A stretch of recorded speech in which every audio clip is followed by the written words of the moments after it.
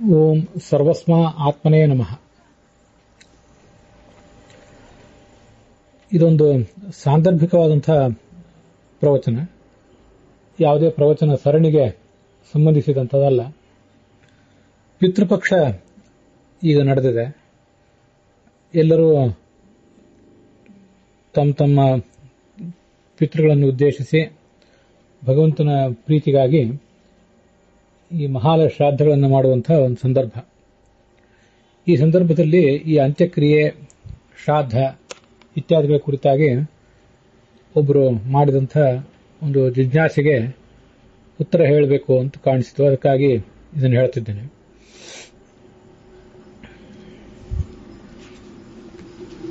ಈ ಅಂತ್ಯಕ್ರಿಯೆ ಒಬ್ಬ ವ್ಯಕ್ತಿಗೆ ಸರಿಯಾಗಿ ಆಗದೆ ಹೋದರೆ ಆತನಿಗೆ ದುರ್ಗತಿ ಆಗ್ತದೆ. ಮುಂದೆ ಅವನಿಗೆ ಶ್ರಾದ್ದಾದಿಗಳನ್ನು ಯಾರೂ ಮಾಡದೆ ಹೋದರೆ ಆಗ ಕೂಡ ಆತನಿಗೆ ದುರ್ಗತಿ ಆಗ್ತದೆ ಅಂತ ಹೀಗೆಲ್ಲ ನಾವು ಕೇಳಿರ್ತೀವಿ. ಒಬ್ಬರಿಗೆ ಮಕ್ಕಳಿಲ್ಲದೆ ಹೋದಾಗ ಅಥವಾ ಇದ್ದ ಮಕ್ಕಳು ಅಥವಾ ಯಾರಾದರೂ ಅಳಿಯಂದರು ಅವರು ಆ ದಂಪತಿಗಳಿಗೆ ಸರಿಯಾದಂತಹ ಅಂತ್ಯಕ್ರಿಯೆ ಇತ್ಯಾದಿಗಳನ್ನು ಮಾಡದೆ ಹೋದರೆ ಅಥವಾ ಒಟ್ಟಾರೆ ಮಾಡದೇನೆ ಹೋದರೆ, ಸರಿಯಾಗಿ ಮಾಡದೆ ಹೋದರೆ ಅಂತ ಒಂದು ಪಕ್ಷ, ಒಟ್ಟಾರೆ ಮಾಡದೇನೆ ಇದ್ರೆ ಅಂತ ಇನ್ನೊಂದು ಪಕ್ಷ, ಆವಾಗ ಅವರು ಏನು ಮಾಡಬೇಕು? ಅದಕ್ಕೆ ಸಂಬಂಧಪಟ್ಟಂತೆ ಗಂಡ ತೀರ್ಕೊಂಡಾಗ ಹೆಂಡತಿಯ ಕರ್ತವ್ಯ ಏನು, ಅಥವಾ ಹೆಂಡತಿನೂ ತೀರ್ಕೊಂಡ ಮೇಲೆ ಅವರಿಗೆ ಆ ಕ್ರಿಯೆಗಳನ್ನು ಮಾಡುವವರು ಯಾರು ಅಂತ ಒಂದು ಜಿಜ್ಞಾಸೆ ಬಂದಿದೆ. ಸಾಮಾನ್ಯವಾಗಿ ವ್ಯಕ್ತಿಗೆ ಗಂಡು ಮಕ್ಕಳು ಇಲ್ಲದೆ ಹೋದರೆ ಅಥವಾ ಅಳಿಯಂದರು ಅಥವಾ ಆ ವ್ಯಕ್ತಿಯ ಸಹೋದರರ ಮಕ್ಕಳು ಅವರು ಈ ಮೃತ ವ್ಯಕ್ತಿಗೂ ಕೂಡ ಮಕ್ಕಳೇ ಅಂತ ಅನ್ಸ್ಕೊಳ್ಳೋದ್ರಿಂದ ಅವರು ಹೀಗ್ಯಾರಾದರೂ ಮಾಡ್ತಾರೆ. ಅದಕ್ಕೆ ಅನೇಕ ಮಾರ್ಗಗಳಿವೆ ಶಾಸ್ತ್ರದಲ್ಲಿ. ವ್ಯಕ್ತಿಯೊಬ್ಬ ತೀರ್ಕೊಂಡಾಗ ಬೇರೆ ಯಾರು ಅಧಿಕಾರಿಗಳಿಲ್ಲದೆ ಹೋದಾಗ ಆತನ ಪತ್ನಿಯೇ ಅಲ್ಲಿ ಯಜಮಾನತಿ ಅಂತ ಕರೆಸ್ಕೋತಾಳೆ. ಆ ಯಜಮಾನತಿ ತಾನು ನೇರವಾಗಿ ಇದನ್ನೆಲ್ಲ ಮಾಡುವಂತಿಲ್ಲ. ಆದ್ರಿಂದ ಅವಳು ಇನ್ನೊಬ್ಬರ ಮೂಲಕ ಅದನ್ನ ಮಾಡಿಸ್ಬೇಕು. ಅವಳ ಪ್ರತಿನಿಧಿಯಾಗಿ ಮತ್ತೊಬ್ಬ ವ್ಯಕ್ತಿ ಅದನ್ನ ಮಾಡಬಹುದು. ಆ ಯಜಮಾನತಿಯು ತೀರ್ಕೊಂಡಾಗ ಆ ಇನ್ನೊಬ್ಬ ವ್ಯಕ್ತಿ ಸಮೀಪದ ಬಾಂಧವ್ಯ ದೃಷ್ಟಿಯಿಂದ ಸಮೀಪದಲ್ಲಿರುವಂತಹ ವ್ಯಕ್ತಿ ಅವನೇ ಯಜಮಾನ ಅಂತ ಪರಿಗಣಿತ ಆಗ್ತಾನೆ. ಅವನೇ ಆ ಶ್ರಾದ್ದ ಇತ್ಯಾದಿಗಳನ್ನ ಮುಂದೆ ಮುಂದುವರಿಸಬಹುದು. ಹೀಗೆ ಅಂತ್ಯಕ್ರಿಯೆ ಮಾಡಲಿಕ್ಕೆ ಮತ್ತೆ ಶ್ರಾದ್ದ ಇತ್ಯಾದಿಗಳನ್ನು ಮಾಡಲಿಕ್ಕೆ ಮೃತನ ಪತ್ನಿ ತಾನು ಮುಂದೆ ನಿಂತು ಅದರ ಜವಾಬ್ದಾರಿಯನ್ನ ಮತ್ತು ಆಸಕ್ತಿಯನ್ನು ತಾನು ವಹಿಸಿ ಯಾರ್ದಾರು ಒಬ್ಬರ ಮೂಲಕ ಮಾಡಿಸಬಹುದು. ಯಜಮಾನತಿ ಇಬ್ಬರು ತೀರ್ಕೊಂಡಾಗ ಅವರ ಹೆಣ್ಣು ಮಕ್ಕಳು ತಮ್ಮ ಗಂಡಂದ್ರ ಮೂಲಕ ಅದನ್ನು ಮಾಡಿಸಬಹುದು. ಅಥವಾ ಗಂಡಂದ್ರು ಅದನ್ನು ಮಾಡುವ ಅನುಕೂಲ, ಆಸಕ್ತಿ, ಹಿನ್ನೆಲೆ ಇತ್ಯಾದಿಗಳಿಲ್ಲದೆ ಹೋದಂಥವರಾಗಿದ್ದರೆ ಆಗ ಪುರೋಹಿತರ ಮೂಲಕ ಆದರೂ ಅದನ್ನು ಮಾಡಿಸಬಹುದು ಅನ್ನುವಂಥದ್ದೊಂದು ಪದ್ಧತಿ ಇದೆ. ಅಂಥದನ್ನು ಒಂದ್ಸರಿ ಒಬ್ಬರದು ಅಂತ್ಯಕ್ರಿಯೆಯನ್ನು ನಾನೇ ಮಾಡುವಂಥ ಪರಿಸ್ಥಿತಿಯನ್ನು ನಾನು ಎದುರಿಸಿದ್ದೆ. ನಾನು ಅಂತ್ಯಕ್ರಿಯೆ ಮಾಡಿದ್ದೆ. ಮುಂದೆ ನಮ್ಮ ಸಹೋದರರು ಸಂಬಂಧಪಟ್ಟಂಥ ಎರಡು ಶ್ರಾದ್ದಗಳನ್ನು, ಯಜಮಾನರ ಮತ್ತು ಯಜಮಾನತಿಯ ಶ್ರಾದ್ದವನ್ನು ನಮ್ಮ ಸಹೋದರರು ಮುಂದುವರಿಸ್ಕೊಂಡು ಬರ್ತಿದ್ದಾರೆ. ಕೆಲವು ಬಾರಿ ಯಾವಾಗಾದರೂ ನಾನು ಅನುಕೂಲ ಆದಾಗ ಆ ಶ್ರಾದ್ದವನ್ನು ನಾನು ಕೂಡ ಮಾಡ್ತೇನೆ. ಹೀಗೆ ಸಮೀಪದಲ್ಲಿದ್ದವರು ಅದನ್ನು ಮಾಡಬಹುದು. ಅದಕ್ಕೆ ಧರ್ಮಶಾಸ್ತ್ರದಲ್ಲಿ ಬೇರೆ ಬೇರೆ ಮಾರ್ಗಗಳಿವೆ. ಅದಕ್ಕಾಗಿ ನಮಗೆ ಇದನ್ನೆಲ್ಲ ಯಾರೂ ಮಾಡದೆ ಹೋದರೆ ನಮ್ಮ ಗತಿ ಏನು ಅಂತ ಯಾರೂ ಕೂಡ ಆತಂಕಕ್ಕೇನು ಒಳಗಾಗಬೇಕಾಗಿಲ್ಲ. ಧರ್ಮಶಾಸ್ತ್ರದಲ್ಲಿ ಪ್ರತಿಯೊಂದಕ್ಕೂ ಕೂಡ ಕೆಲವು ಪರ್ಯಾಯ ಮಾರ್ಗಗಳಿರ್ತವೆ. ಸ್ವಂತ ಮಕ್ಕಳು ಮಾಡುವುದು ಶ್ರೇಷ್ಠ. ಅದಲ್ಲದೆ ಹೋದರೆ ಬೇರೆಯವರಾದರೂ ಮಾಡುವುದು ಶಾಸ್ತ್ರದಲ್ಲಿ ಕಂಡು ಬಂದಿದೆ, ಪರಂಪರೆಯಲ್ಲೂ ಕೂಡ ಕಂಡು ಬಂದಿದೆ. ಇದೆಲ್ಲದಕ್ಕಿಂತ ಮೂಲಭೂತವಾಗಿ ನಾವು ತಿಳ್ಕೊಳ್ಬೇಕಾದದ್ದೇನು? ವ್ಯಕ್ತಿಗೆ ಕಲಿಯುಗದಲ್ಲಿ ಮದುವೆ ಕಡ್ಡಾಯ, ಬೇರೆ ಯುಗದಲ್ಲಿ ಮದುವೆನೂ ಕೂಡ ಕಡ್ಡಾಯ ಏನಲ್ಲ. ಮತ್ತೆ ಸಂತಾನ ಅಂತೂ ಯಾವ ಕಾಲದಲ್ಲಿಯೂ ಕಡ್ಡಾಯ ಅಲ್ಲವೇ ಅಲ್ಲ. ಸಂತಾನ ಆಗಲೇಬೇಕು ಅಂತೇನಿಲ್ಲ. ಸಂತಾನ ಆದ್ರೇನೆ ಸದ್ಗತಿ, ಇಲ್ಲದೆ ಹೋದ್ರೆ ದುರ್ಗತಿ ಅಂತ ಎಲ್ಲಿಯೂ ಕೂಡ ಶಾಸ್ತ್ರದಲ್ಲಿ ಹೇಳಿಲ್ಲ.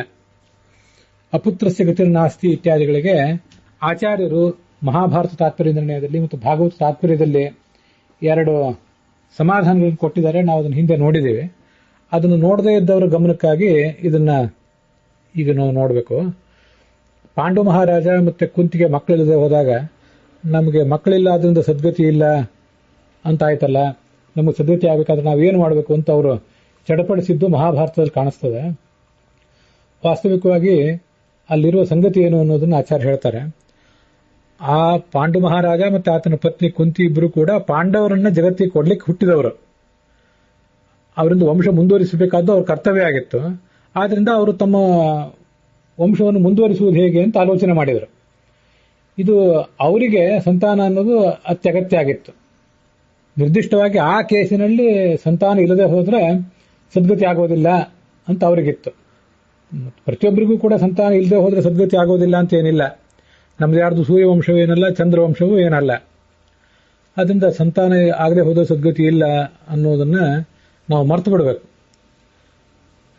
ಇನ್ನೊಂದು ಭಾಗವತದಲ್ಲಿ ಪೃಥು ಮಹಾರಾಜನ ತಂದೆ ವೇನನ ತಂದೆ ಅಂಗರಾಜ. ಆ ಅಂಗರಾಜನಿಗೆ ಮಕ್ಕಳಿಲ್ಲ ಅನ್ನೋ ಕಾರಣಕ್ಕಾಗಿ ದೇವತೆಗಳು ಆತ ಮಾಡಿದಂತಹ ಪುತ್ರಕಾಮೇಷ್ಟಿ ಯಜ್ಞದ ಆಹುತಿಯನ್ನು ಸ್ವೀಕಾರ ಮಾಡಲಿಲ್ಲ ಅಂತ ಒಂದ್ ಕಡೆ ಅಲ್ಲಿ ಕೇಳಿ ಬರ್ತದೆ. ಅಲ್ಲಿಯೂ ಕೂಡ ಆತನಿಗೆ ಮಕ್ಕಳಿಲ್ಲ ಅನ್ನೋ ಕಾರಣಕ್ಕಾಗಿ ಆತನ ಆಹುತಿಯನ್ನು ಸ್ವೀಕಾರ ಮಾಡಲಿಲ್ಲ ದೇವತೆಗಳು ಅಂತ ಅರ್ಥ ಅಲ್ಲ. ವಾಸ್ತವಿಕವಾಗಿ ಆ ಅಂಗ ಮಹಾರಾಜನಿಂದ ವೇನ ಹುಟ್ಟಿ ವೇನನಿಂದ ಪೃಥು ಹುಟ್ಟಬೇಕಾಗಿತ್ತು. ಆ ಪೃಥು ಮಹಾರಾಜನಂತಹ ಶ್ರೇಷ್ಠ ವ್ಯಕ್ತಿ ಮುಂದೆ ಹುಟ್ಟುವುದು ಅತ್ಯಗತ್ಯ ಆಗಿತ್ತು. ಅದಕ್ಕಾಗಿ ಆತ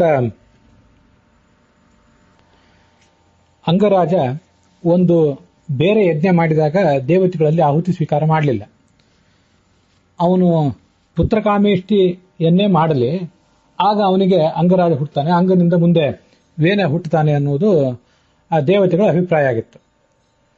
ಪುತ್ರಕಾಮೇಷ್ಟಿ ಯಜ್ಞ ಅವನ ಕಡೆಯಿಂದ ನಡಿಬೇಕಾಗಿತ್ತು. ಅದಕ್ಕೆ ಪೂರ್ವಭಾವಿಯಾಗಿ ಬೇರೆ ಯಾವುದೋ ಸಂದರ್ಭದಲ್ಲಿ ಬೇರೆ ಒಂದು ಯಜ್ಞವನ್ನ ಅಂಗರಾಜ ಮಾಡಿದಾಗ ದೇವತೆಗಳಲ್ಲಿ ಬಂದು ಆಹುತಿ ಸ್ವೀಕಾರ ಮಾಡಿಬಿಟ್ಟಿದ್ರೆ ಅವನು ಮುಂದೆ ಪುತ್ರಕಾಮೇಷ್ಟಿಯನ್ನು ಮಾಡುವ ಉತ್ಸಾಹವನ್ನೇನು ತೋರಿಸ್ತಾನೋ ಇಲ್ವೋ, ಅದರಿಂದ ಮುಂದೆ ಈ ಪೃಥು ಮಹಾರಾಜನ ಉತ್ಪತ್ತಿ ಆಗ್ತದೋ ಇಲ್ಲೋ ಅಂತ ದೇವತೆಗಳು ಆಲೋಚನೆ ಮಾಡಿ ಅವನ ಆಹುತಿಯನ್ನು ಸ್ವೀಕಾರ ಮಾಡಲಿಲ್ಲ. ಆಹುತಿಯನ್ನು ಸ್ವೀಕಾರ ಮಾಡದೇ ಇದ್ದಾಗ ನನಗೆ ಮಕ್ಕಳಿಲ್ಲ ಅನ್ನೋ ಕಾರಣಕ್ಕಾಗಿ ಅವನು ಚಿಂತಿತನಾಗಿ ಬೇರೆ ಯಾವುದೇ ಯಜ್ಞದ ಗೊಡವೆಯನ್ನು ಬಿಟ್ಟು ಪುತ್ರಕಾಮೇಷ್ಟಿಯನ್ನೇ ಮಾಡಿ ಮುಂದೆ ಅಂಗನನ್ನು ಪಡಿತಾನೆ. ಅಂಗನಿಂದ ಮುಂದೆ ವೇನರಾಜನನ್ನ ಅಂಗ ಪಡಿತಾನೆ. ಆ ವೇನನಿಂದ ಮುಂದೆ ಪೃಥ್ವಿನ ಉತ್ಪತ್ತಿ ಆಗ್ತದೆ ಅಂತ ಆ ದೇವತೆಗಳ ಅಭಿಪ್ರಾಯ ಆಗಿತ್ತು. ಅನಪತ್ಯೋಪಿ ಸದ್ಧರ್ಮ ಲೋಕಜಿನ್ನಾತ್ರ ಸಂಶಯ ಅಂತ ಭಾಗವತ ತಾತ್ಪರ್ಯದಲ್ಲಿ ಆ ಅಂಗ ವೇನ ಪೃಥ್ವಿ ಇವರ ಕಥೆಯಲ್ಲಿ ಬರುವಂತಹ ಮಾತು. ಮನುಷ್ಯ ಸದ್ಧರ್ಮಾಚರಣೆಯಿಂದ ಸದ್ಗತಿಯನ್ನು ಪಡಿತಾನೆ. ಸ್ವರ್ಗವನ್ನು ಪಡೆಯುವುದಾಗ್ಲಿ ಮೋಕ್ಷವನ್ನು ಪಡೆಯುವುದಾಗ್ಲಿ ಆತ ತಾನು ಮಾಡುವಂತಹ ಜ್ಞಾನ ಕಾರ್ಯ ಮತ್ತು ಧರ್ಮ ಕಾರ್ಯ, ದ್ರವ್ಯ ಯಜ್ಞ ಮತ್ತು ಜ್ಞಾನ ಯಜ್ಞ, ಅವುಗಳ ಮೂಲಕ ಸದ್ಗತಿ ಪಡೆಯೋದು. ಬೇರೆ ಯಾರು ಇವನಿಗೆ ಅಂತ್ಯಕ್ರಿಯೆ ಮಾಡ್ತಾರೆ, ಇವನಿಗೆ ಪಿಂಡ ಪ್ರದಾನ ಮಾಡ್ತಾರೆ ಅನ್ನೋ ಕಾರಣಕ್ಕಾಗಿ ಯಾರಿಗೂ ಸದ್ಗತಿ ಆಗೋದಿಲ್ಲ. ಹಾಗೆ ಮಹಾಭಾರತ ತಾತ್ಪರ್ಯ ನಿರ್ಣಯವು ಕೂಡ ಪಾಂಡು ಮಹಾರಾಜನ ಪ್ರಸಂಗದಲ್ಲಿ ಹೇಳುವ ಮಾತು ಅಥೋನ್ಯಥಾ ಸುತಾನೃತೆ ವ್ರಜಂತಿ ಸದ್ಗತಿಂ ನರಾಹ.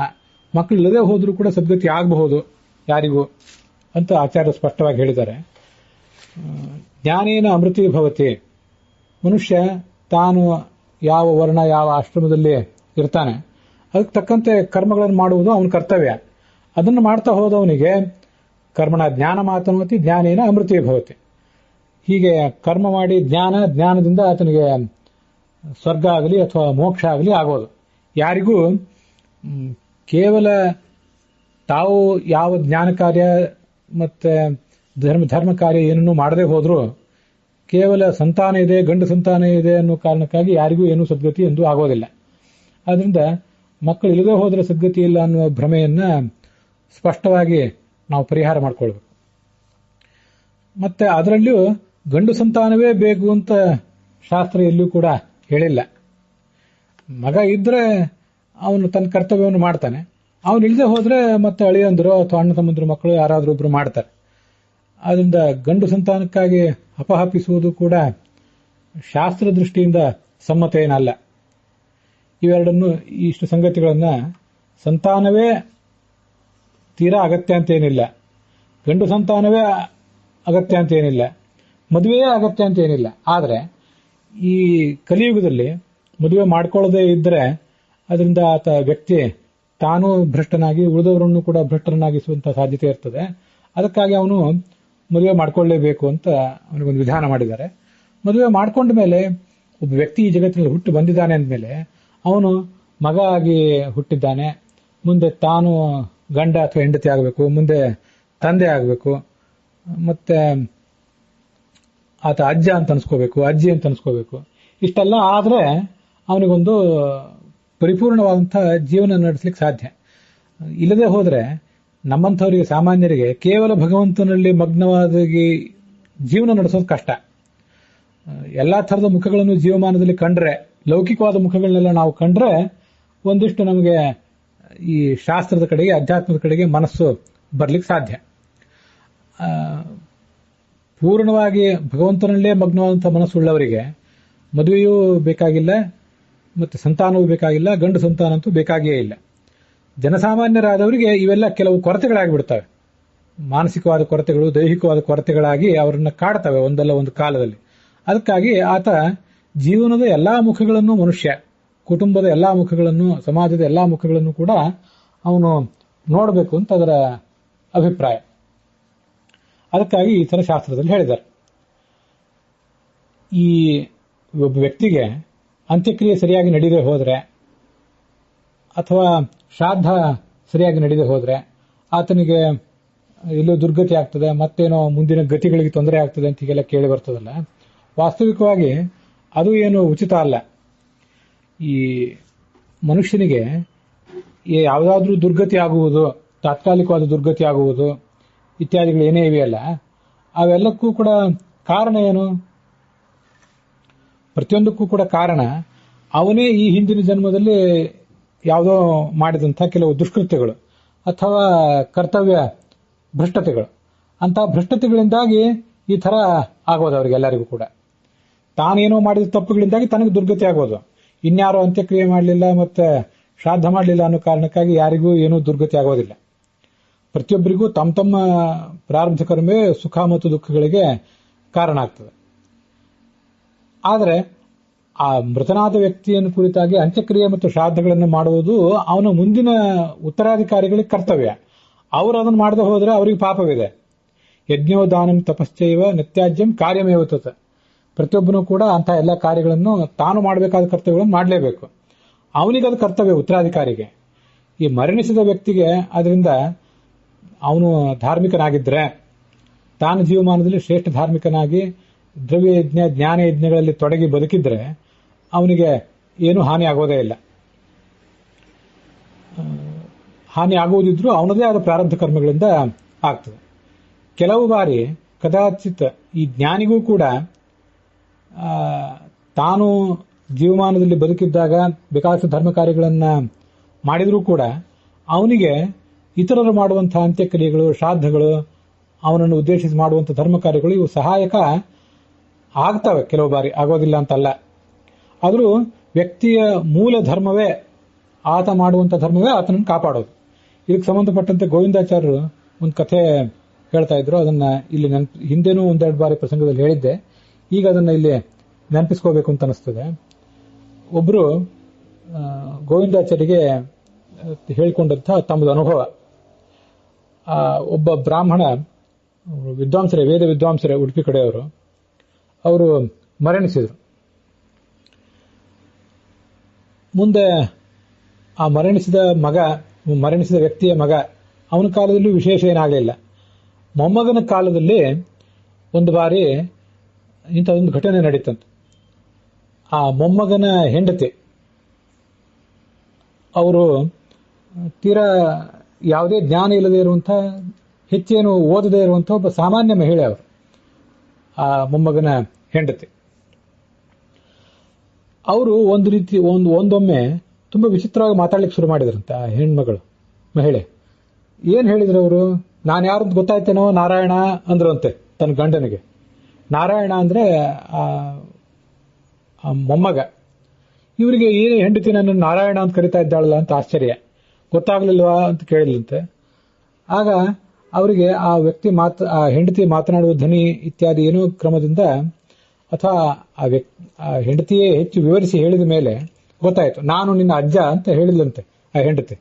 ಅರ್ಥಾತ್ ಆ ಅಜ್ಜ, ಈ ನಾರಾಯಣಾಚಾರ್ಯರ ಅಜ್ಜ, ಈ ನಾರಾಯಣಾಚಾರ್ಯರ ಹೆಂಡತಿಯ ಮೇಲೆ ಆವಿಷ್ಟರಾಗಿದ್ರು. ನೋಡು, ನನಗೆ ಯಾವುದೋ ಕಾರಣದಿಂದಾಗಿ ಮುಂದಿನ ಬಾಗಿಲು, ನನ್ನ ಸದ್ಗತಿಯ ಬಾಗಿಲು ಮುಚ್ಚಿ ಹೋಗಿದೆ. ಅದಕ್ಕಾಗಿ ನೀನು ನನಗೆ ಒಂದಿಷ್ಟು ವೇದ ಪಾರಾಯಣ ಮಾಡಬೇಕು. ವೇದ ಪಾರಾಯಣ ಮಾಡಿ ಮುಂದೆ ಕಾಶಿಗೆ ಹೋಗಿ ನನ್ನ ನೆನಪಿಗಾಗಿ ಒಂದು ಸ್ನಾನ ಮಾಡಿ ಬರಬೇಕು. ಅದರಿಂದ ನನಗೆ ಸದ್ಗತಿ ಆಗ್ತದೆ ಅಂತ ಅವ್ರು ಹೇಳಿದ್ರಂತೆ.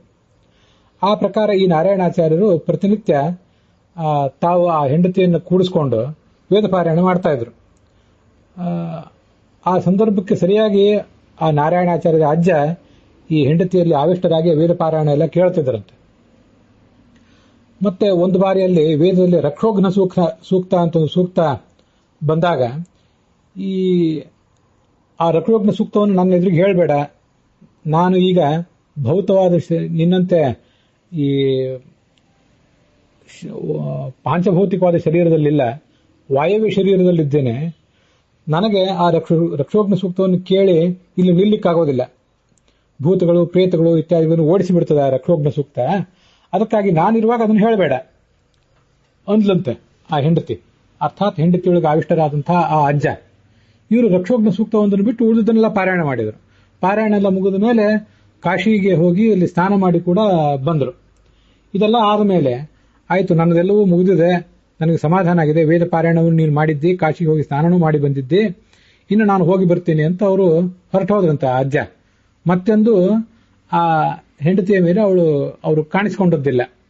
ಹೀಗೆ ಕೆಲವು ಬಾರಿ ಒಬ್ಬ ಜ್ಞಾನಿಯಾದವನಿಗೂ ಕೂಡ ಯಾವುದ್ಯಾವುದೋ ವಿಘ್ನಗಳು ಅವನ ಮುಂದಿನ ಮಾರ್ಗದಲ್ಲಿ ಆತ ಸುಲಲಿತವಾಗಿ ಪ್ರಯಾಣ ಮಾಡಲಿಕ್ಕೆ ತೊಂದರೆ ಆಗುವಂಥದ್ದು ಏನಾದರೂ ಸಮಸ್ಯೆಗಳು ಕಾಣಬಹುದು.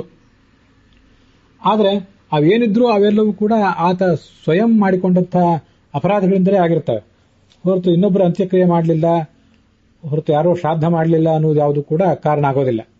ಯಾಕೆಂದ್ರೆ ನಾವು ಮಾಡುವಂತಹ ಶ್ರಾದ್ದ ಇತ್ಯಾದಿ ಪ್ರತಿಯೊಂದು ಕೂಡ ನಮ್ಮ ತಂದೆ, ಅಜ್ಜ, ಮುತ್ತಜ್ಜ ಇವರೆಲ್ಲರನ್ನ ಪ್ರತೀಕವಾಗಿಟ್ಕೊಂಡು ಅವರಲ್ಲಿ ಅಂತರ್ಗತನಾದಂತಹ ಭಗವಂತನ ಆರಾಧನೆ ಅದು ಅಂತ ನಾವು ತಿಳ್ಕೊಳ್ಬೇಕು. ನೇರವಾಗಿ ಇವರಿಗೆ ಎಲ್ಲವೂ ಮುಟ್ಟೋದಿಲ್ಲ, ಇವರಿಗೆ ಸಲ್ಲುವಂಥದ್ದು ಅಲ್ಲ ಅದು. ಮತ್ತೆ ನಾವಿದನ್ನ ಒಂದಿಷ್ಟು ಅಂಕಿ ಅಂಶಗಳನ್ನ ಸಂಗ್ರಹ ಮಾಡಿ ನೋಡೋಣ. ಬೇಕಾದ್ರೆ ಒಬ್ಬ ವ್ಯಕ್ತಿ ಮೃತ ಆದರೆ ಅವನಿಗೆ ಶ್ರಾದ್ದ ನಡೀತದೆ. ಮಗ ಶ್ರಾದ್ದ ಮಾಡ್ತಾನೆ, ಮುಂದೆ ಮೊಮ್ಮಗ ಶ್ರಾದ್ದ ಮಾಡ್ತಾನೆ, ಆಮೇಲೆ ಮರಿಮಗ ಶ್ರಾದ್ದ ಮಾಡ್ತಾನೆ. ಅರ್ಥಾತ್ ನಾನು ನನ್ನ ತಂದೆ, ಅಜ್ಜ, ಮುತ್ತಜ್ಜ ಈ ಮೂವರಿಗೆ ಶ್ರಾದ್ದ ಮಾಡ್ತೇನೆ. ಈ ಮುತ್ತಜ್ಜನಿಗೆ ಶ್ರಾದ್ದ ಸಲ್ಲುವುದು ಎಷ್ಟು ದಿವಸ, ಇದನ್ನು ನಾವು ಗಮನಿಸಬೇಕು. ಕೆಲವು ಕಾಲ ಆದ್ಮೇಲೆ ಆ ಶ್ರಾದ್ದ ಅಂತನ್ನುವುದೇ, ನಾನು ಮರಣಿಸಿದ ಮೇಲೆ ನನ್ನ ಮುತ್ತಜ್ಜನ ಶ್ರಾದ್ದ ನಿಂತು ಹೋಗ್ತದೆ. ಹೊರತು ನನ್ನ ತಲೆಮಾರಿನವರು ಯಾರಾದರೂ ಇದ್ದರೆ ಅವರು ಆ ಶ್ರಾದ್ದ ಮಾಡ್ತಿರ್ತಾರೆ. ನನ್ನ ತಲೆಮಾರಿನವರೆಲ್ಲರೂ ಮರಣಿಸಿದಾದ್ಮೇಲೆ ಅಲ್ಲಿ ಆ ಶ್ರಾದ್ದ ನಿಂತು ಹೋಗಿಬಿಟ್ಟಿರ್ತದೆ. ಆದ್ರಿಂದ ಅದು ಆಗುವಂತಹ ಕೆಲಸ ಅಲ್ಲ. ಪ್ರತಿಯೊಬ್ಬ ವ್ಯಕ್ತಿಗೂ ಕೂಡ ನಿರ್ದಿಷ್ಟವಾಗಿ ಇದಿಷ್ಟೇ ವರ್ಷಗಳು ಶ್ರಾದ್ದ ನಡೀತದೆ ಅಂತೇನಿಲ್ಲ, ಹಾಗೆ ಎಲ್ಲೂ ಕೂಡ ಹೇಳಲಿಕ್ಕೆ ಬರೋದಿಲ್ಲ. ಮೃತನಾದಂಥ ಒಬ್ಬ ವ್ಯಕ್ತಿಗೆ ಒಬ್ರು ಯಾರಿಗೋ 50 ವರ್ಷ ಶ್ರಾದ್ದ ನಡಿಬಹುದು, ಒಬ್ರಿಗೆ ಯಾರಿಗೂ 100 ವರ್ಷ ನಡಿಬಹುದು, ಮತ್ತೊಬ್ಬರಿಗೆ 70 ವರ್ಷ ನಡಿಬಹುದು. ಮಗ, ಮೊಮ್ಮಗ, ಮರಿಮಗ ಇವರು ಬದುಕಿರುವವರೆಗೂ ಶ್ರಾದ್ದ ನಡೀತದೆ. ಮುಂದೆ ಶಾಶ್ವತ ಕಾಲವೂ ಆತನಿಗೆ ಶ್ರಾದ್ದ ನಡೀತದೆ ಅಂತ ನಿರೀಕ್ಷೆ ಮಾಡಲಿಕ್ಕೆ ಸಾಧ್ಯ ಇಲ್ಲ. ಆದ್ರಿಂದ ವ್ಯಕ್ತಿಗೆ ತನ್ನ ಜ್ಞಾನ ಕಾರ್ಯ ಮತ್ತು ತಾನು ಮಾಡುವಂಥ ಧರ್ಮ ಕಾರ್ಯಗಳಿಂದಲೇ ಅವನಿಗೆ ಸದ್ಗತಿ. ತಾನು ಮಾಡುವ ಆ ಪುಣ್ಯ ಕಾರ್ಯ, ಹಿಂದೆ ಮಾಡಿದ ಪುಣ್ಯ ಕಾರ್ಯ ಇತ್ಯಾದಿಗಳಿಗೆ ಸಹಾಯಕವಾಗಿ ಇವತ್ತು ಮತ್ತೊಬ್ಬರು ಮಾಡುವಂತಹ ಅಂತ್ಯಕ್ರಿಯೆಗಳು ಮತ್ತೆ ಶ್ರಾದ್ದಗಳು ಸಹಾಯಕ ಆಗ್ತಾವಷ್ಟೆ, ಹೊರತು ಅದರಿಂದ ಬೇರೆ ಏನು ವಿಶೇಷ ಲಾಭ ಇಲ್ಲ. ಅದಕ್ಕಾಗಿ ನಾವಿರುವಾಗ ಧರ್ಮ ಕಾರ್ಯ ಮತ್ತು ಜ್ಞಾನ ಕಾರ್ಯ ಇತ್ಯಾದಿಗಳನ್ನು ಮಾಡಿ ಮುಗಿಸಬೇಕು. ಮತ್ತೆ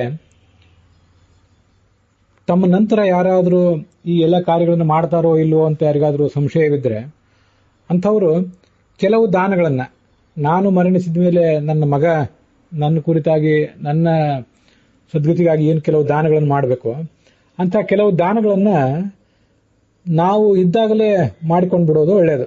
ಅಂಥವ್ರದ್ದು ಒಬ್ಬೊಬ್ಬರು ಮಾಡ್ತಾ ಇರೋದನ್ನು ನಾನು ನೋಡಿದ್ದೀನಿ. 60 ದಾಟಿದ ಮೇಲೆ 60-65 ವಯಸ್ಸು ಹೀಗೆ ಬಂದಾಗ ತಾವು ಎಲ್ಲ ಥರದ ದಾನಗಳನ್ನು ಕೂಡ ಮುಂದೆ ನಮ್ಮವರು ಮಾಡಬೇಕಾದ ದಾನಗಳನ್ನು ಇವರು ಕ್ರಮವಾಗಿ ಗೋದಾನ ಮೊದಲಾದವುಗಳನ್ನು ತಾವೇ ಮಾಡ್ಕೊಳ್ತಾ ಇರೋದನ್ನು ಕೂಡ ನೋಡಿದ್ದೀನಿ. ಅದೊಂದು ನಮಗೆ ಮಾದರಿ ಆಗಬಹುದು. ನಮಗೆ ಎಲ್ಲ ಥರದ ಅನುಕೂಲಗಳಿದ್ದರೆ ನಾವು ಎಲ್ಲಿದ್ದೇವೆ, ಯಾವ ಪರಿಸರದಲ್ಲಿದ್ದೇವೆ ಅದನ್ನೆಲ್ಲ ಗಮನಿಸಿ ಅದರಲ್ಲಿ ಸತ್ಪಾತ್ರರನ್ನ ಹುಡುಕಿ ಆ ಥರದ ದಾನಗಳನ್ನು ನಾವು ಈಗಲೇ ಮಾಡುವುದು ಯೋಗ್ಯನೇ. ಮತ್ತೆ ಇಂಥ ಎಲ್ಲ ಕೆಲವು ಸಂದರ್ಭಗಳನ್ನು ನಾವು ಗಮನಿಸಿದಾಗ ನನಗೆ ಹೀಗೆ ಕಾಣಿಸಿತು. ಸಮಾಜದಲ್ಲಿ ಕೆಲವರಿಗೆ ಇಂಥ ಒಂದು ಸಮಸ್ಯೆ, ಮುಂದೆ ನಮಗೆ ಈ ಕ್ರಿಯೆಗಳನ್ನ ಯಾರು ಮಾಡ್ತಾರೆ ಅಂತ ಒಂದು ಅನಿಶ್ಚಿತತೆ ಅವ್ರನ್ನ ಕಾಡ್ತಾ ಇರ್ತದೆ. ಅಂಥ ಅನೇಕ ಜನ ಇದ್ದಾರೆ ಸಮಾಜದಲ್ಲಿ ಅಂತ ಕಾಣಿಸ್ತು ನನಗೆ. ಹಾಗಿರುವಾಗ ನಮಗೆ ನಾವಿರುವ ಪರಿಸರದಲ್ಲಿ ಅಂಥದ್ದು ಯಾವುದಾದ್ರೂ ಸಮಸ್ಯೆಯನ್ನು ಯಾರಾದರೂ ಎದುರಿಸ್ತಾ ಇದ್ರೆ ನಾವು ಸ್ವಪ್ರೇರಣೆಯಿಂದ ನಾನು ಇದ್ರ ಬಗ್ಗೆ ಕಾರ್ಯಪ್ರವರ್ತನಾಗ್ತೇನೆ, ಸಂಬಂಧಪಟ್ಟ ಅಂತ್ಯಕ್ರಿಯೆ ಮತ್ತು ಮುಂದಿನ ಶ್ರಾದ್ದ ಇತ್ಯಾದಿಗಳನ್ನು ನಾನು ಮಾಡ್ತೇನೆ ಅನ್ನೋ ಜವಾಬ್ದಾರಿಯನ್ನು ನಾವು ವಹಿಸಬೇಕು. ಸಮಾಜಕ್ಕೆ ನಾವು ಮಾಡುವಂತಹ ಒಂದು ಸೇವಾ ಇದು, ನಮ್ಮ ಕರ್ತವ್ಯ ಇದು. ಜಗತ್ತಿನಲ್ಲಿ ಪ್ರತಿಯೊಬ್ಬರಿಗೂ ಕೂಡ ದೇಶವನ್ನು ಕಟ್ಟುವಂತಹ ಮಹಾ ಕಾರ್ಯ, ದೇಶವನ್ನು ಕಾಯುವಂತಹ ಮಹಾ ಕಾರ್ಯ, ಜಗತ್ತಿನ ಜನಾಂಗಗಳ ಉದ್ಧಾರಕ್ಕಾಗಿ ಜ್ಞಾನವನ್ನು ಪ್ರಸಾರವನ್ನು ಮಾಡುವಂತಹ ಮಹಾ ಕಾರ್ಯ ಇದು ನಮ್ಮಂಥ ಸಾಮಾನ್ಯರಿಗೆ ಆಗದೇ ಇರಬಹುದು. ಆದರೆ ನಾವಿರುವ ಪರಿಸ್ಥಿತಿಗಳಲ್ಲಿ, ನಾವಿರುವ ಪ್ರದೇಶಗಳಲ್ಲಿ ಇಂಥ ಸಮಸ್ಯೆ ಯಾರಿಗಾದರೂ ಇದ್ದರೆ ಅವರಿಗೆ ನಾವು ಸ್ವಪ್ರೇರಣೆಯಿಂದ ಇಂಥ ಸೇವೆಗೆ, ಇಂಥ ಕರ್ತವ್ಯಕ್ಕೆ ಸಿದ್ಧರಾಗುವುದು ಹೆಚ್ಚು ಉಚಿತವಾಗಿ ಕಾಣಿಸ್ತದೆ ನನಗೆ. ನಾನೀಗಾಗಲೇ ಹೇಳಿದೆ, ನಾವು 3 ಜನ ಸಹೋದರರ ಜೀವನದಲ್ಲಿ ಇಂಥ 1-2 ಬಾರಿ ಪ್ರಸಂಗ ಬಂದಾಗ ಅದನ್ನು ನಾವು ಮಾಡಿದ್ದೇವೆ, ಮತ್ತೆ ಕೆಲವನ್ನ ಇನ್ನೂ ಮುಂದುವರಿಸ್ಕೊಂಡು ಹೋಗ್ತಾ ಇದ್ದೇವೆ. ಮತ್ತೆ ಹೀಗೆಲ್ಲ ಇಂಥ ಪ್ರಸಂಗಗಳನ್ನು ನಾನು ಕೇಳಿದಾಗ ಇದರಲ್ಲಿ ಇನ್ನೂ ಹೆಚ್ಚು ನಾವು ಆಕ್ಟಿವ್ ಆಗಿ ಪಾತ್ರ ತಗೊಳ್ಬೇಕು. ಜಗತ್ತಿನಲ್ಲಿ ಇದ್ದವರಿಗೆಲ್ಲರಿಗೂ ಕೂಡ ನಾವು ನಮ್ಮ ಕರ್ತವ್ಯಗಳನ್ನು ಸಲ್ಲಿಸಲಿಕ್ಕೆ ಆಗದೇ ಇರಬಹುದು. ಆದರೂ ನಮ್ಮ ಸಮೀಪದಲ್ಲಿ ಯಾರಿದ್ದಾರೆ ಅಂಥವರಿಗೆ ಇಂಥ ಕೆಲವು ಗೊಂದಲಗಳು ಬಂದಾಗ ನಾವು ಅಲ್ಲಿ ಮುಂದಾಗಿ ಹೋಗಿ ನಮ್ಮ ಕರ್ತವ್ಯವನ್ನು ಸಲ್ಲಿಸಬೇಕು ಅಂತ ನನಗೆ ಒಂದು ಪ್ರೇರಣೆ ಬಂತು. ಇದು ಇಂಥ ಕರ್ತವ್ಯಗಳನ್ನು ನಾವು ಮಾಡಿದಾಗ ಶಾಸ್ತ್ರದಲ್ಲಿ ಏನು ವರ್ಣನೆ ಮಾಡ್ತಾರಲ್ಲ, ಪರಲೋಕದ ವ್ಯವಸ್ಥೆ ಮಾಡ್ಕೊಳ್ಬೇಕು ಅಂತ. ಪರಲೋಕದಲ್ಲಿ ಅಥವಾ ಮುಂದಿನ ಜನ್ಮದಲ್ಲಿ ನಮಗೆ ಯಾವ್ಯಾವ ರೀತಿಯಾದಂಥ ಅನುಕೂಲಗಳು, ಸುಖಗಳು ಸಿಗಬೇಕು ಅಂತ ನಾವು ನಿರೀಕ್ಷೆ ಮಾಡ್ತೀವಿ. ಅದೆಲ್ಲವನ್ನೂ ಕೂಡ ಅಂಥ ಅನೇಕ ದಾನ ಮತ್ತು ಧರ್ಮಕ್ರಿಯೆಗಳನ್ನೆಲ್ಲವನ್ನು ಕೂಡ ಈಗ ನಾವು ಮಾಡಿ ಮುಗಿಸ್ಬೇಕು. ಪ್ರತಿಯೊಂದು ಕೆಲಸವನ್ನು ಮಾಡುವಾಗಲೂ ಕೂಡ ಅದರಿಂದ ಎಷ್ಟು ಹಣ ಬಂದೀತು, ಎಷ್ಟು ಹೆಸರು ಬಂದೀತು ಅಂತಲೇ ನಾವು ಲೆಕ್ಕ ಹಾಕ್ತಾ ಕೂತ್ಕೊಳ್ಳಿಕ್ಕಾಗೋದಿಲ್ಲ. ಸಮಾಜದಲ್ಲಿ ಹಿರಿಯರು, ಕಿರಿಯರು ಮತ್ತು ಸಮಾನ ವಯಸ್ಕರು ಇವರೆಲ್ಲರೂ ಕೂಡ, ಪ್ರತಿಯೊಬ್ಬರೂ ಕೂಡ ತಾವಿರುವ ಪರಿಸ್ಥಿತಿಗಳಲ್ಲಿ ಏನೇನು ತಮಗೆ ಮಾಡ್ಲಿಕ್ಕೆ ಸಾಧ್ಯ ಇದೆ ಅದನ್ನು ಮಾಡಿಬಿಟ್ರೆ ಇವರೊಂದು ಕರ್ತವ್ಯಗಳನ್ನು ಮಾಡ್ತಾರೆ, ಅದಕ್ಕೆ ಪ್ರತಿಯಾಗಿ ಅವರು ಮತ್ತೊಂದು ಮಾಡ್ತಾರೆ. ಸಮಾಜದಲ್ಲಿ ಮಾಡುವ ಮನಸ್ಸಿದ್ದವರು, ತನು ಮನ ಧನ ಇದೆಲ್ಲ ಇದ್ದವರು ಅನೇಕ ಜನ ಇದ್ದಾರೆ. ಆದ್ರಿಂದ ಯಾವುದೋ ಒಂದು ಸಂದರ್ಭದಲ್ಲಿ ನಾನು ಮಾಡಿದಂಥ ಯಾವುದೋ ಒಂದು ಕರ್ತವ್ಯದಿಂದ ಸಮಾಜದಲ್ಲಿ ಯಾರಿಗೋ ಒಬ್ಬರಿಗೆ ಉಪಯೋಗ ಆಗ್ತದೆ.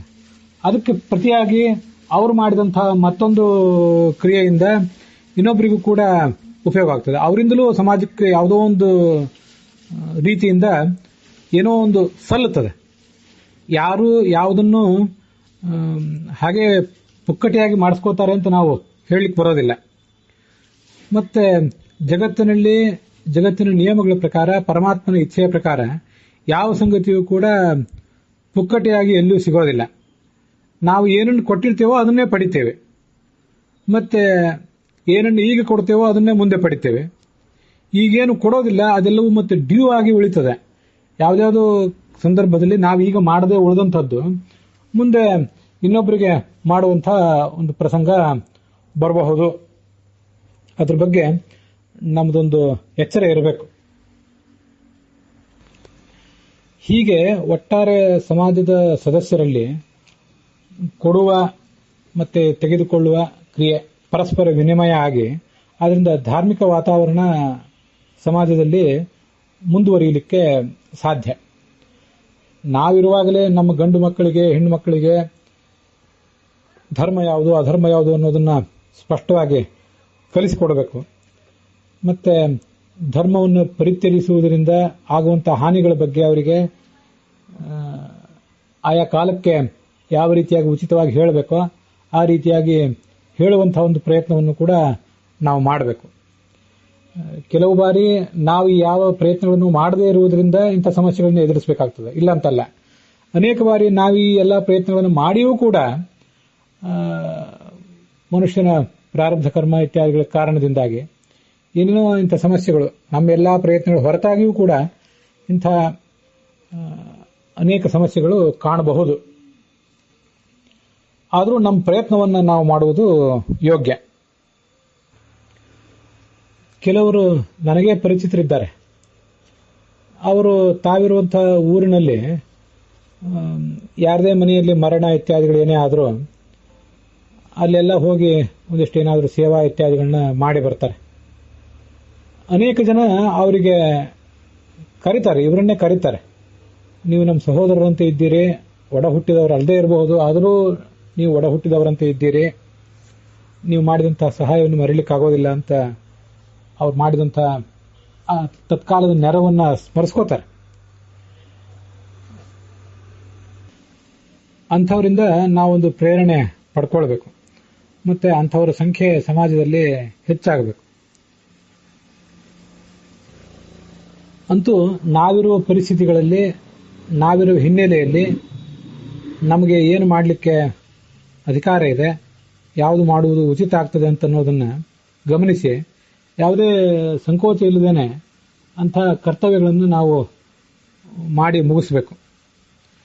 ತಸ್ಯ ಪ್ರಾಣ್ಯುಪಕಾರೇಣ ಸಂತುಷ್ಟೋ ಭವತೀಶ್ವರ ಅಂತ ಗೀತಾ ಪ್ರಸ್ಥಾನದಲ್ಲಿ ಹೇಳ್ತಾರೆ. ನಮ್ಮ ಸುತ್ತಮುತ್ತಲಿರುವಂತಹ ಎಲ್ಲ ಜೀವರಲ್ಲಿ ಭಗವಂತನನ್ನು ಕಂಡು ಆ ಪ್ರಾಣಿಗಳಲ್ಲಿ ಭಗವಂತನನ್ನು ಆರಾಧನೆ ಮಾಡಿದರೆ ಭಗವಂತ ತೃಪ್ತನಾಗ್ತಾನೆ. ನಾನಾ ಜನಸ್ಯ ಶುಶ್ರೂಷಾ ಕರ್ಮಾಖ್ಯ ಕರವನ್ಮಿತೇಹೆ.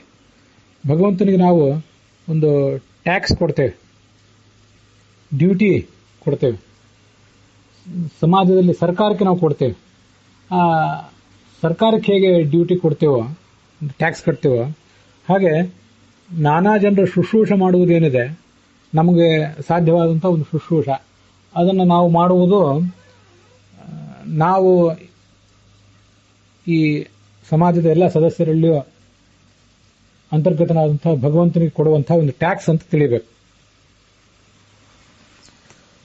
ಅಂತೂ ಈ ಪ್ರಸಂಗದಿಂದ ನಾವು ಸ್ಪಷ್ಟವಾಗಿ ತಿಳಿಬೇಕಾದ್ದೇನೆಂದ್ರೆ, ನಮಗೆ ಸದ್ಗತಿ, ಸ್ವರ್ಗ ಅಥವಾ ಮುಕ್ತಿ ಯಾವುದೇ ಆಗುವುದಿದ್ರೂ ನಾವು ಮಾಡುವ ಜ್ಞಾನ ಕಾರ್ಯ ಮತ್ತು ಧರ್ಮ ಕಾರ್ಯಗಳಿಂದಲೇ.